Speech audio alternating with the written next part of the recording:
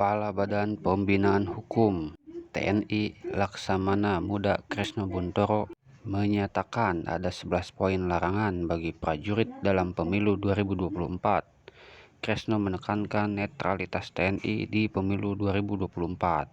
Hal itu disampaikan Kresno saat safari hukum dan sosialisasi netralitas TNI pada pemilu 2024 yang diikuti personel jajaran Koarmada II dan jajaran Lantamal dan Lanal Koarmada II untuk mengantisipasi adanya banyak dinamika yang timbul sebagai konsekuensi kompetisi demokrasi di seluruh pelosok negeri, ucap Kresno. Kresno juga mewanti-wanti jangan sampai ada prajurit TNI yang terlibat ataupun mendukung salah satu partai pemilu.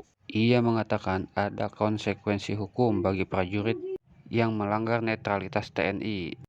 Berikut 11 poin larangan bagi prajurit TNI di pemilu 2024. Yang pertama, memberi komentar, penilaian, mendiskusikan pengarahan apapun berkaitan dengan kontestan pemilu dan pilkada kepada keluarga atau masyarakat. Yang kedua, secara perorangan atau fasilitas berada di area tempat penyelenggaraan pemilu dan pilkada.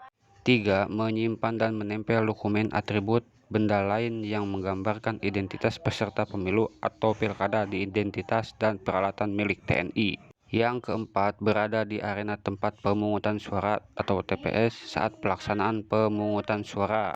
Yang kelima, secara perorangan atau satuan atau fasilitas terlibat pada giat pemilu dan pilkada dalam bentuk berkampanye untuk menyukseskan kandidat tertentu atau kontestan termasuk memberi bantuan dalam bentuk apapun di luar tugas dan fungsi TNI. Keenam, melakukan tindak dan atau pernyataan apapun yang dilakukan secara resmi yang bertujuan atau bersifat mempengaruhi keputusan KPU dan Panwaslu. Yang ketujuh, secara perorangan atau satuan atau fasilitas menyambut dan mengantar peserta kontestan. Yang kedelapan, anggota KPU, Panwaslu, panitia pemilih, panitia pendaftar pemilih, peserta dan atau juru kampanye.